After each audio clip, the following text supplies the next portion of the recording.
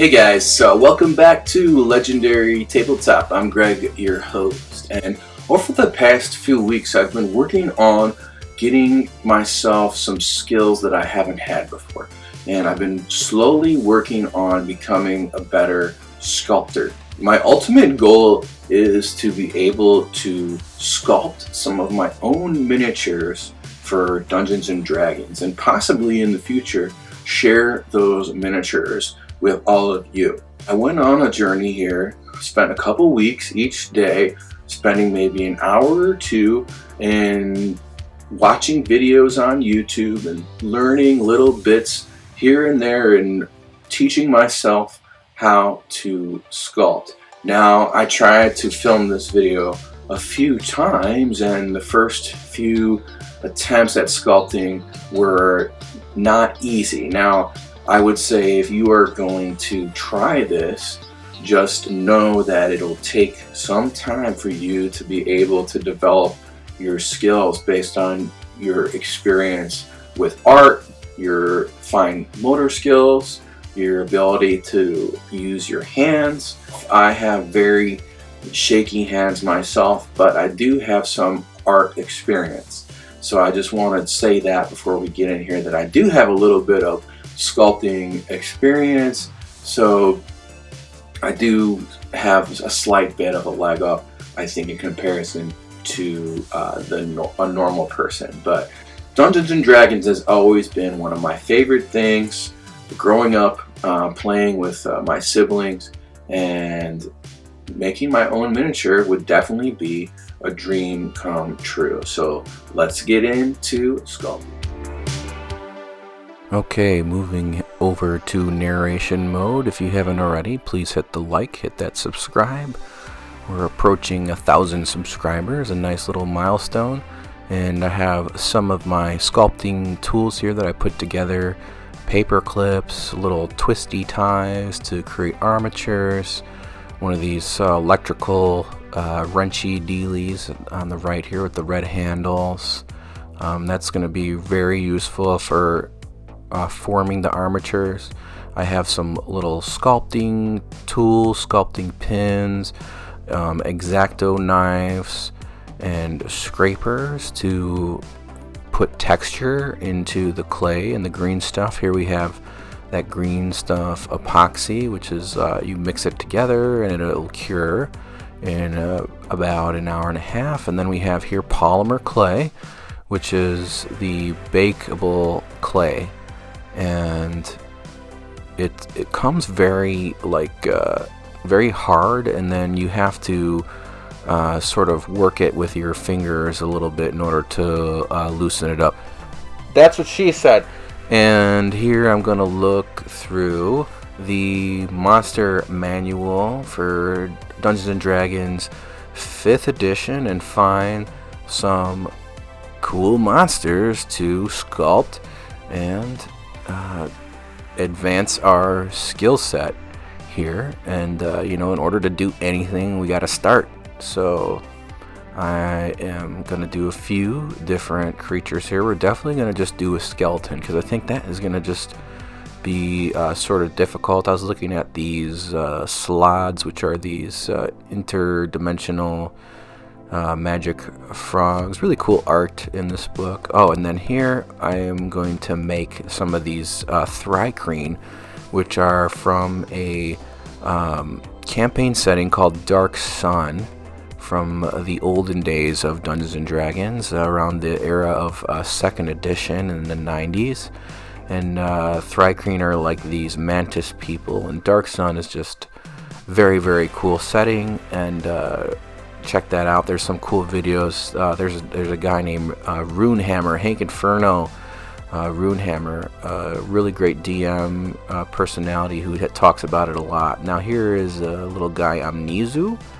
He's a little demon. He's like the demon general, and I think these little like wings and stuff will be some sort of like difficult things to create, but then also the shape of this guy will be a little bit easier to sculpt, because basically he's going to be like one big chonk, and we just kind of have to make the robes, etc.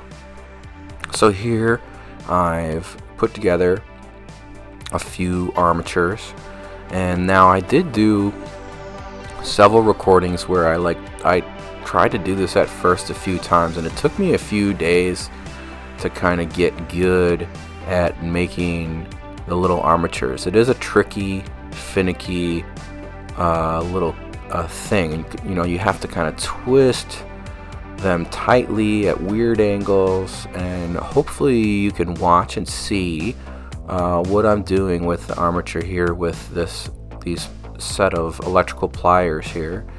And the idea is to basically use the ends for the limbs and weapons, etc., and then we're going to like tie together and thicken the center by twisting like so, and then that gives us a little bit of a more sturdier portion of the sculpture in terms of the like torso, and then also it gives us this little circular head shape in order to build the miniature. Now, when I first started, I did actually try to go without armatures, and that was not a good move. And I would say definitely use an armature. It just makes things a lot easier. The clay will stick to the skeleton a little bit better.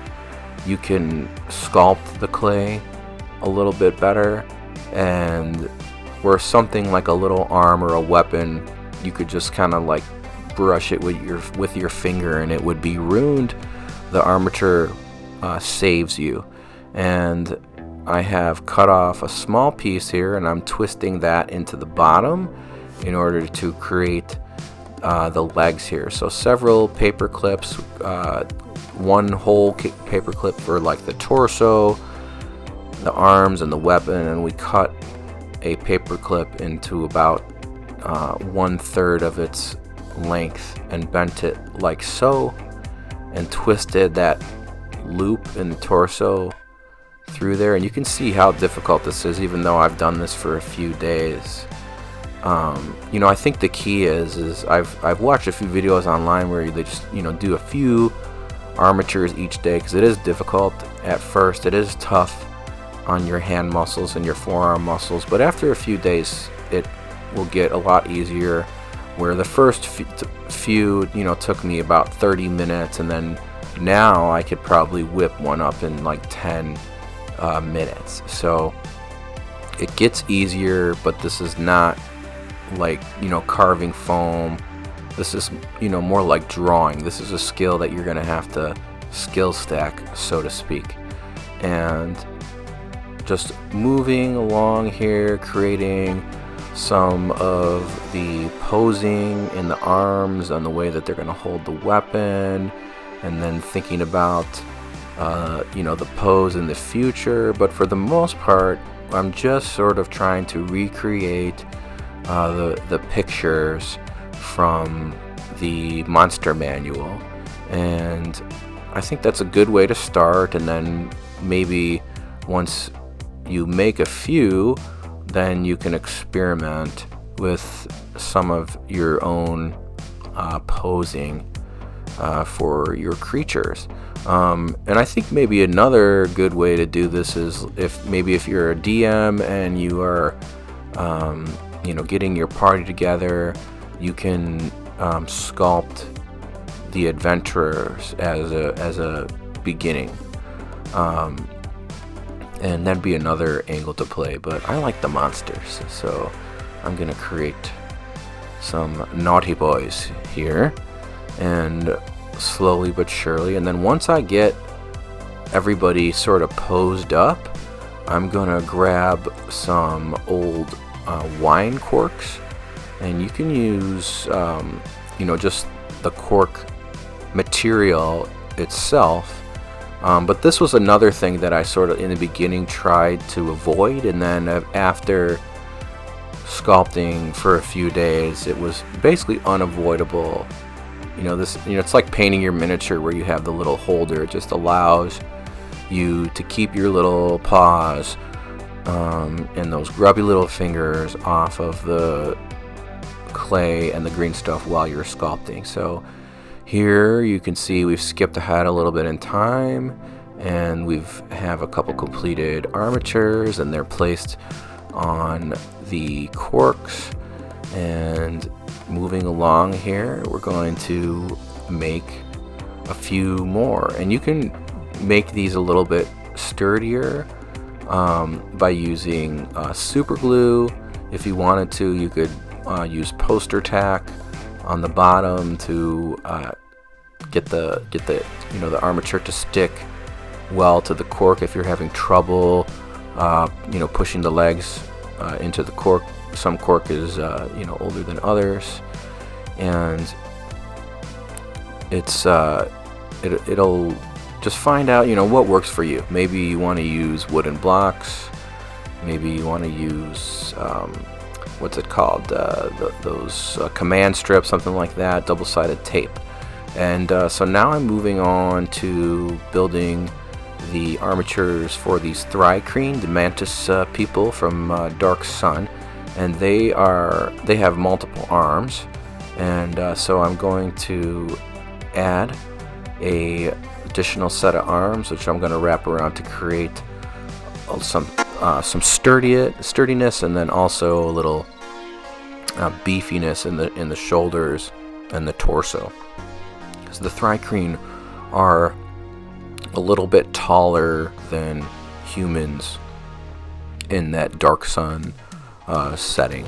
And we've talked about Dark Sun a few times before on the channel. If you haven't heard of it, so back in the day, Dungeons and Dragons had all their original sort of settings, and like Greyhawk, Forgotten Realms, Mystara, Dragonlance were all these sort of high fantasy, classic, Tolkien influenced, Beowulf influenced fantasy worlds. Now Dark Sun was a lot different. It was this desert world with a lot of dark themes, a lot of themes of different things that we can't really mention on YouTube without some consequences. Let's just say that there were a lot of prisoners, and a lot of prisoners that also had jobs that they didn't get paid for.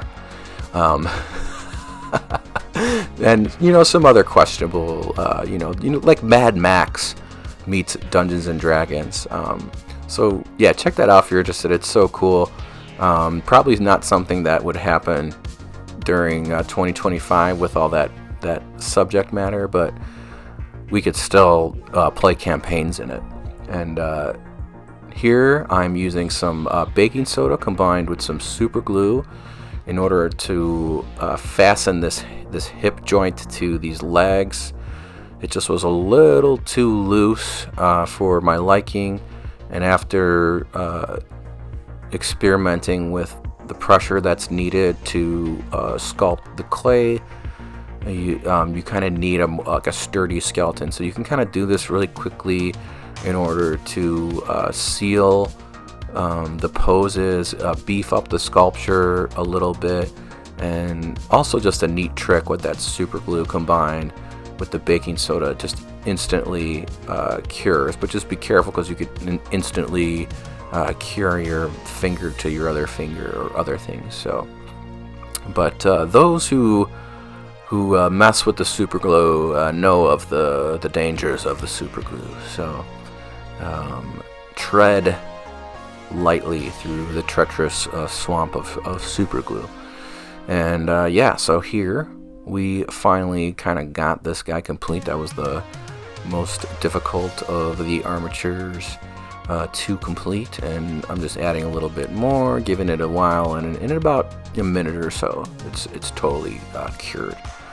And now we're moving on to the polymer clay, and really easy stuff to work with. Is just like normal clay. There is something in it that makes it kind of harden when it sits over time, but like I mentioned before, you just work it a little bit in your fingers and it will loosen up. And then basically what we're do is we're going to slowly add little chunks, little strips and little pieces, and start to bulk up the body and the skeleton of the armature and the miniature. Now, you can, once you're finished, obviously we're using this baking clay. So before you're done with it, you can leave these sculptures overnight and come back later and mess with them up until the point that you bake them. And once you bake them, they're solid. But one way that you can go about this too, if you do want to, is you can kind of like create the skeleton first and then like bake it for a little bit so it's a little bit more solid and build upon that. That's a possibility too.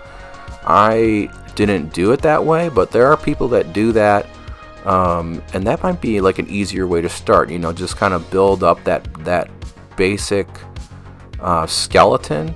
Maybe your armature needs just a little bit more sturdiness to it before you start your sculpting, and you can just kind of pre-bake the clay a little bit.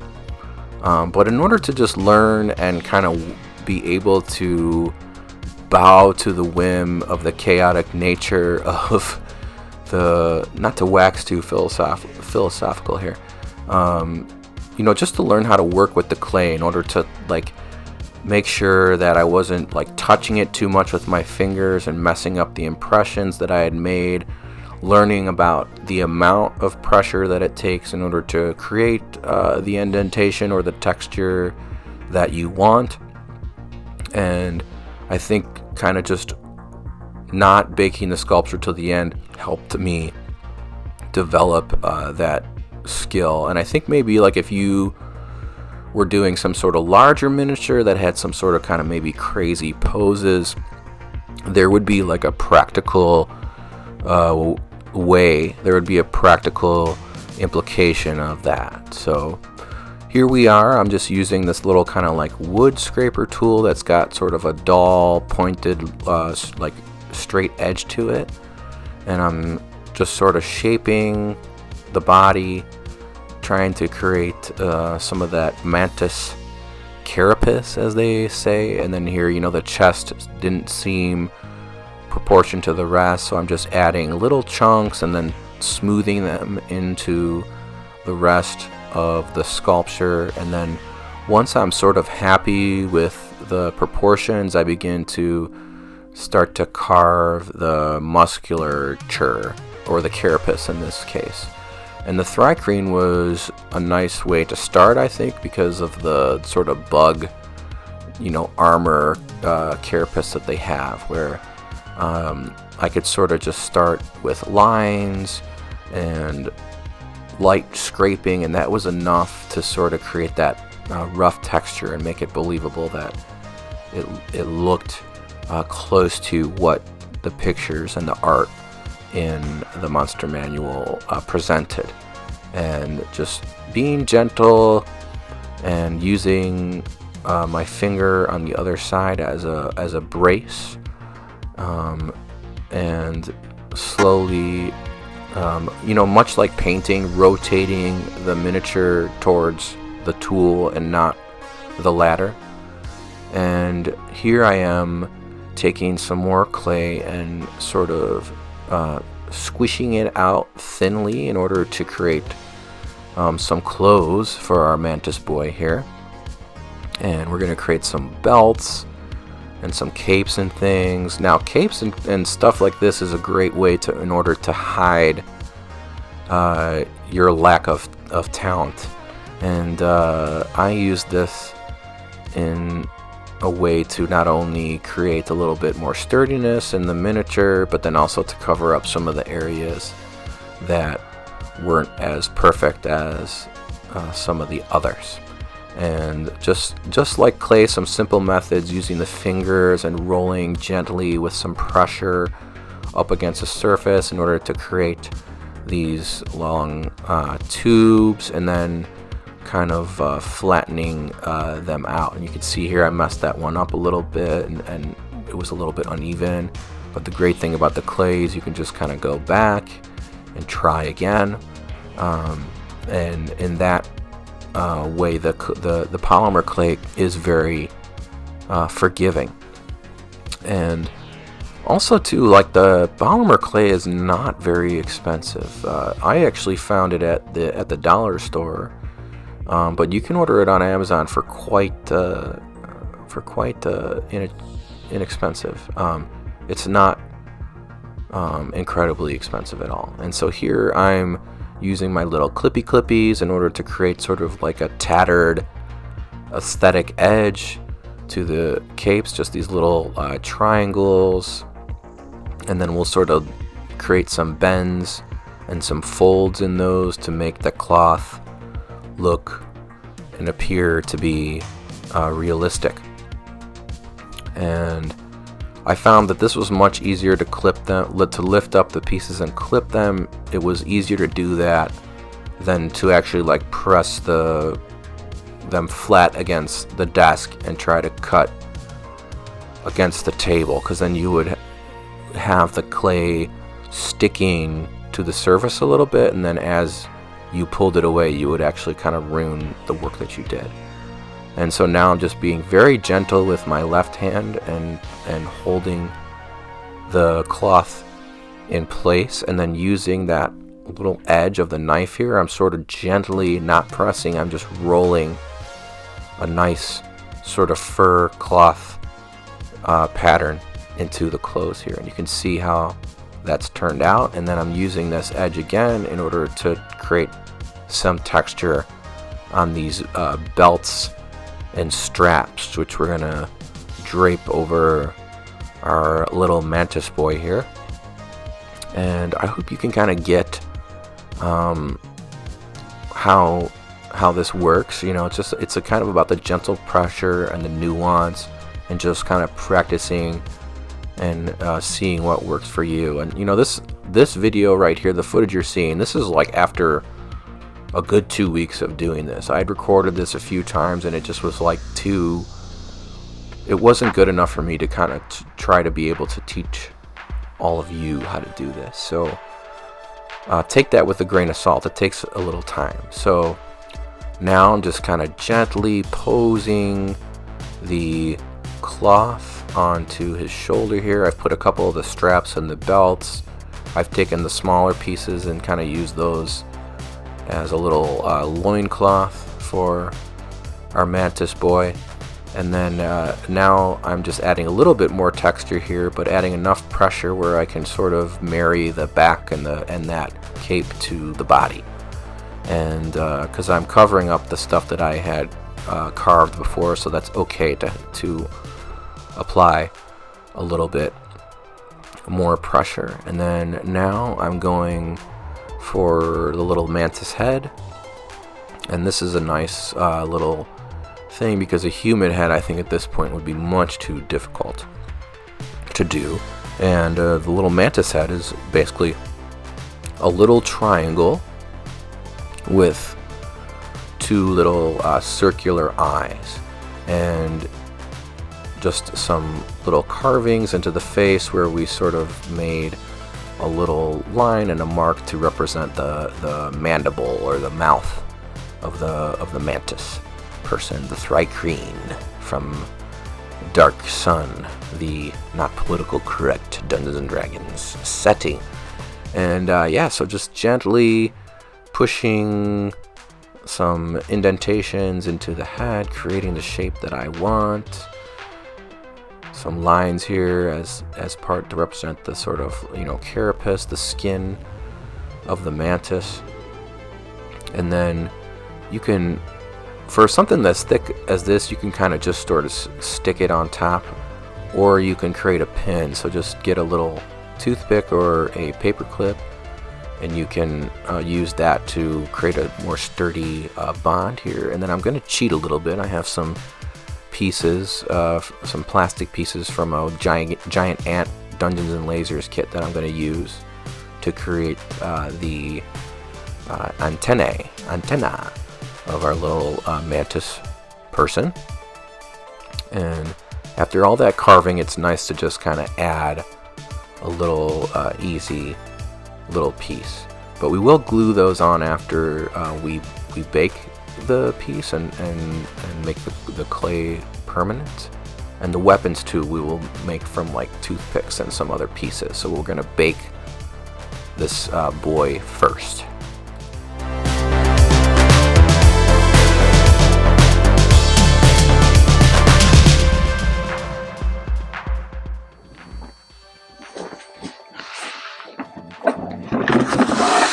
All right.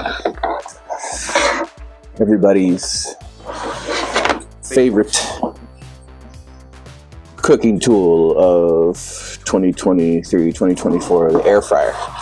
And, you know, making these little pieces, obviously firing up your oven in your house is going to be a little bit like using a nuke for one guy. So, you know, you want to find something a little bit more, I guess, eco-friendly, and I use this to bake all of the miniatures, and it works perfectly. You can set the timer, which is nice. You can regulate the temperature really well. I think the convection works to basically, you know, cook the miniature equally. And yeah, and I got this little air fryer for like $15 off of Facebook Marketplace, because I didn't want to. I have my own, so I didn't want to be eating clay with my frozen French fries. So, but yeah, tested it and it works. It's really a great tool for this. So there you go. Okay, so now I'm moving on to some of the finer detail, which I'm going to use green stuff for. Now, this, if you haven't used this before, this is a 2-part epoxy. It's really great for building miniatures. It's really great for sealing the gaps in your miniatures, but also it's a nice little tool for sculpting. And it's a little bit different than clay. It's a little bit, I would say, like less malleable. You need to apply a little bit more texture with it. It's a little bit more tacky, but you can get greater detail than you can get with this regular clay. It's a little bit sturdier, and it holds its shape a little bit longer than, you know, the regular clay. So what I'm doing with this is I'm using this for some of the smaller wrapping, some of the rope and some of the binding on the weapons. And with this green stuff, it's sturdy enough that I can really like just roll this guy out. And where the clay would just break, you know, I can create this tiny little snake, so to speak. And then I have some weaponry that I've built with some just some plastic toy bits, some sprue bits, and some toothpicks. I'm making sort of like kind of like these weird weapons for the mantis boys. And cool thing in Dark Sun is like in the campaign setting, metal is super duper rare, so most weapons are actually made from bone.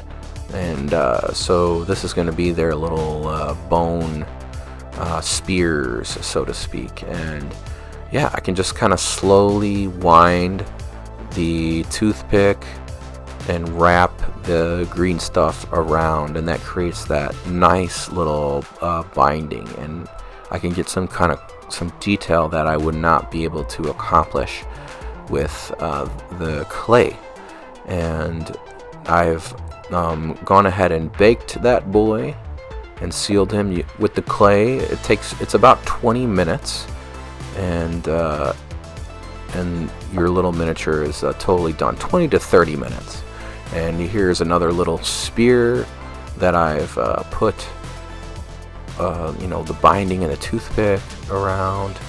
And here's a Thry-Cream dude that I made off camera, because this video is already quite long, but you'll see all the miniatures that I made in the end.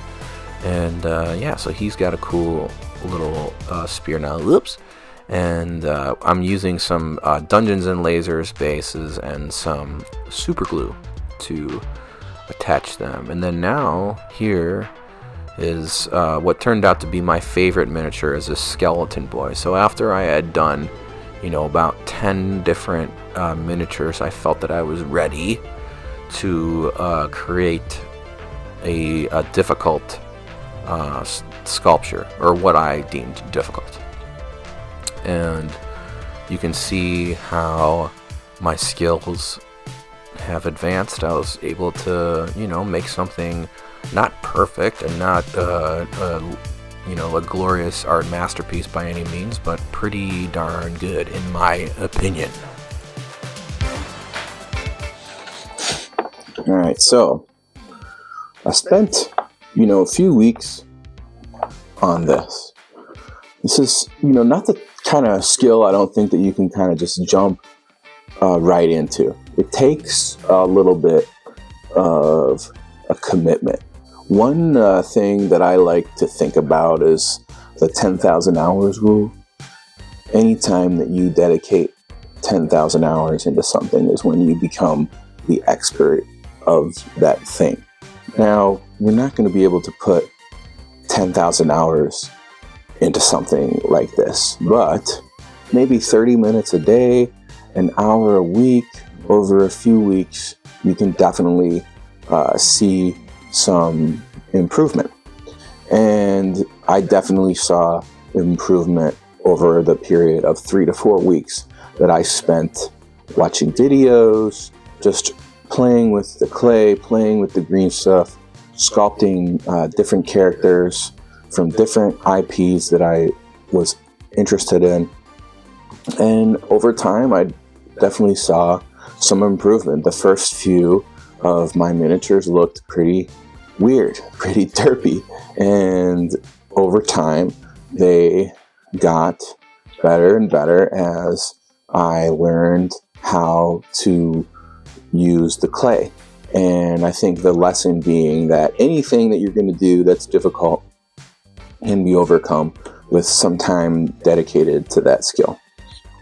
So let's take a look at some of the miniatures I'll show you guys, and I'll bring them out in little groups here, and you can kind of see. Now, these are some of the first pieces that I made, and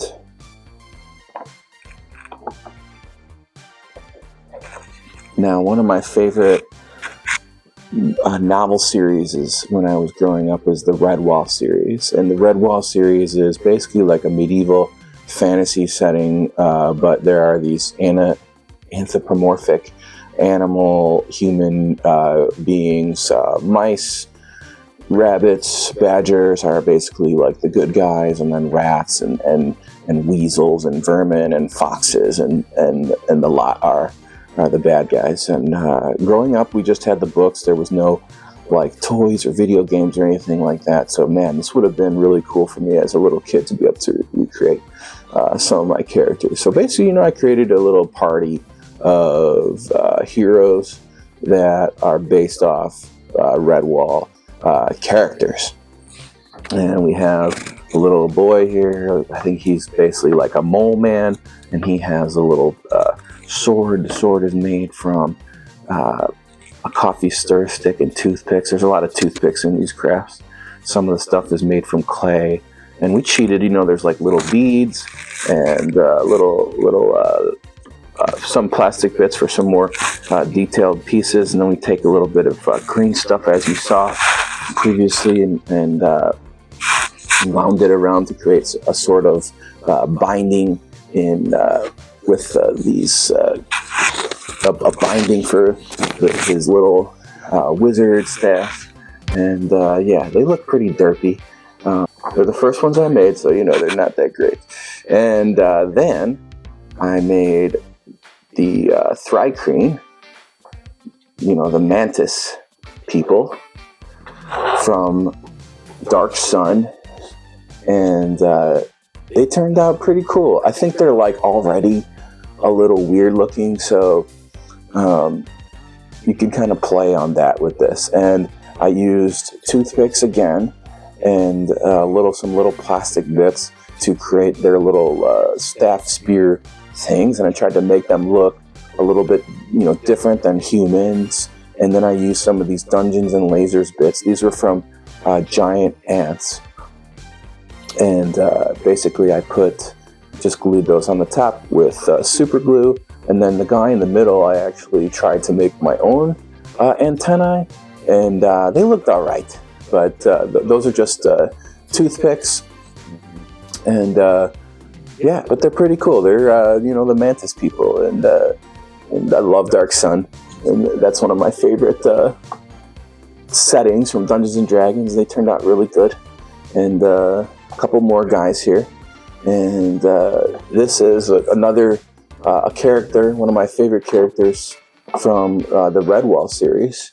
And there is this book in the Redwall series called Metameo, which is the main character's son, essentially. And this is the villain, is this fox character who wears this mask, and he's quite scary.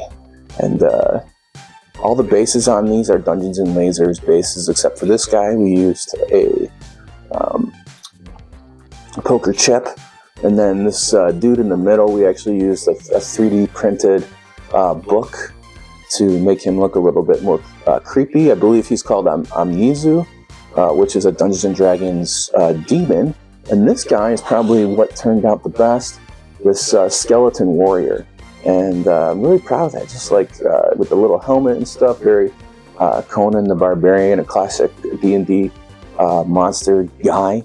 And yeah, I think this is the best one out of the lot, though they all kind of have their own charm to them. And yeah, we're going to paint these up and have some fun with that. And then we made this classic Dungeons and Dragons demon boy.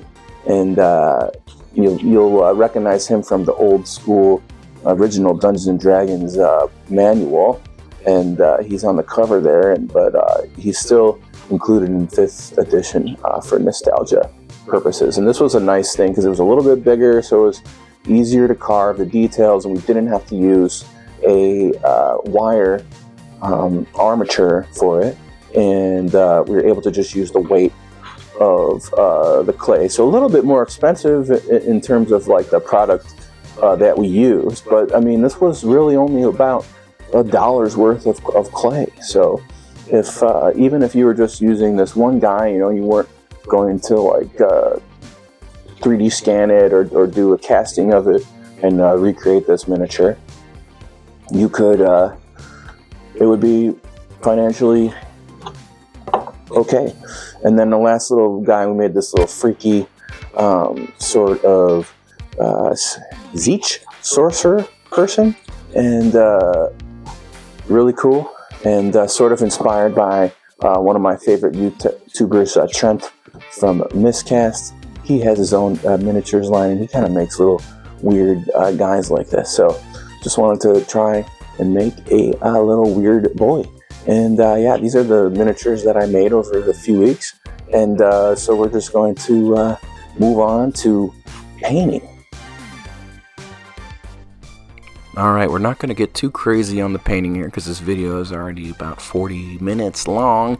But I will link a few videos here to the method which I use. I busted out my wet palette here, which is a nice little tool where you basically put a cloth underneath which is dampened, and you can save your paints overnight. And just a bunch of different colors here, and basically the method which I use, I guess we'd call an oil chop. So I'm just basically putting down a base coat of a normal color on the miniatures, and then probably doing just a few layers of basic highlights. And once I get about 3 to 4 colors plus 3 to 4 layers of highlights on the miniature, then I will just basically do an oil wash and then wipe away the oil and call it a day. And the only other really thing I did with these was just a little bit of stippling on the mantis folk, the thri-kreen, in order to create a little bit more interesting effect on the carapaces, and a little object source lighting on like some of the eyes and the magical effects.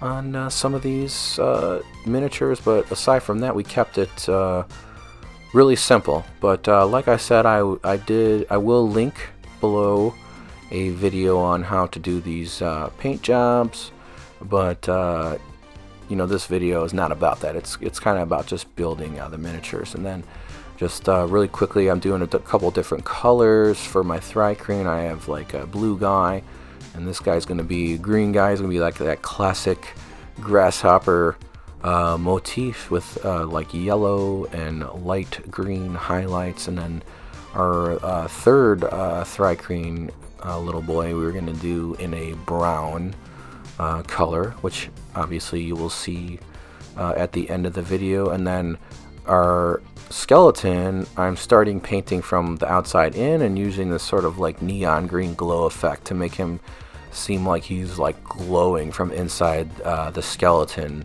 in a sort of magical, menacing way.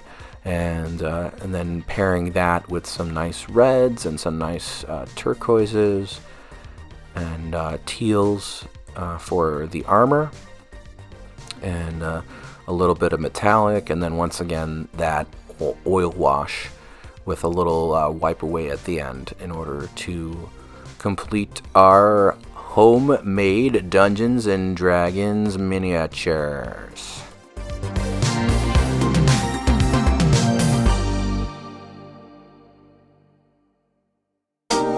Alright, my friends, if you've made it this long in the video, thank you for watching. And hit that like, hit that subscribe, give us a comment, give us something good. And I'm pretty happy with how these miniatures have turned out. And even though they do look a little bit weird, they are mine. And I hope that this video can show you that it's not too difficult to design and make your own miniatures. Yeah, a couple different characters here. We have the Amnesu, which is a demon from Dungeons and Dragons, and we made sort of a little guy here who is just a rando character, nothing to that one. And then we have a little mouse warrior guy and the evil fox man from the Redwall book series. We have our skeleton warrior here next to our original Dungeons and Dragons demon, and of course our Thri-kreen from the Dark Sun campaign setting. Overall, this was a really fun experience, and I'm definitely going to keep working on my sculpting skills. I think over time I could get better and better and make something that I'm not just proud of, but very, very proud of. And they all turned out pretty neat. Now, we did just a very simple paint job on these little dudes, and I'm going to link a video on how to paint, the method in which I used here. This is a combination of acrylic and oil paints. Thank you guys for watching. Thank you for your likes and your subscribes and your comments. And without further ado, we're going to roll that beautiful bean footage!